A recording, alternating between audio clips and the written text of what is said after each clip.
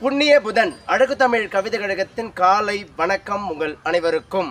என் உறவுகளே, மீண்டும் மீண்டும் அழகு தமிழ் கவிதை கழகத்தால் ஒரு பதிவுகள் அனுதினமும் உங்கள் கண்களுக்கும் செவிகளுக்கும் வளம் வரும் விதத்தில் ஒரு நல் மதிப்பை உங்களுக்குள் வளரும் விதங்களை தான் பதிவு செய்கின்றது. அதை உங்கள் மனதுக்குள் பதிய செய்கின்றது. என் உறவுகளே, அதுபோல் இன்றும் ஒரு அழகான பதிவுதான். விலங்குகள் நிறைந்த காடு, சொந்தங்கள் நிறைந்த வீடு, போட்டிகளும் பொறாமைகளும் நிறைந்த நாடு.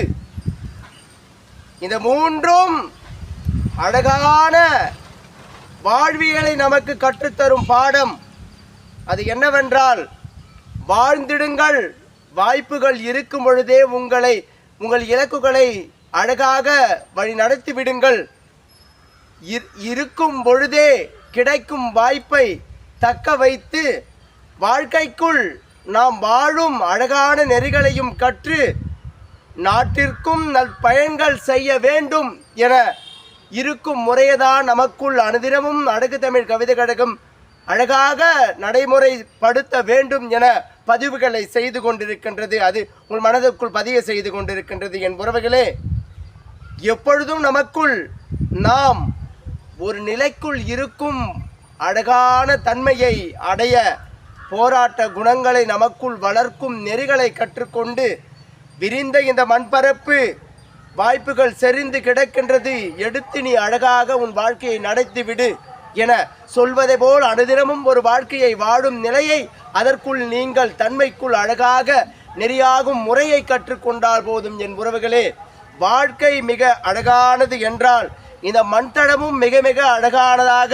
இயற்கை வளங்களை செறிந்து நமக்கான வரங்களாக இது இன்றளவும் இருந்து கொண்டிருக்கின்றது. அழகூற இந்த வாழ்க்கையை கையாளும் மன பக்குவ நெறியை உங்களுக்குள் வளர்த்து கொள்ளுங்கள். 1000 நிகழ்வுகள் உங்கள் கண்களுக்கு காட்சிகளாக தென்பட்டு கொண்டிருந்தாலும் உங்கள் மனதுக்குள் இருக்கும் ஒரு நிகழ்வின் மீது நீங்கள் பயணங்க அழகாக கொண்டு அதை கொண்டு இந்த வாழ்க்கையில் ஏதேனும் ஒரு இலக்குகளில் வெற்றி அடைய வேண்டும் என நீங்கள் அழகாக உங்கள் இலக்குகளை வகுத்து இந்த மண்தடம் மீது போராட்ட குணங்களோடு போராடும் தன்மையை உங்களுக்குள் வளர்த்து கொள்ளுங்கள். என் உறவுகளே, வாழ்க்கை அழகானது என்றால் அது அழகாக உங்களை மாற்றிவிடும். வாழ்க்கை வரம் என்றால் அது உங்களுக்கு வரமாகவே அள்ளி கொடுத்து விடும். என் உறவுகளே, வாழ்க்கை என்பது உங்கள் கையில் தான் உள்ளது.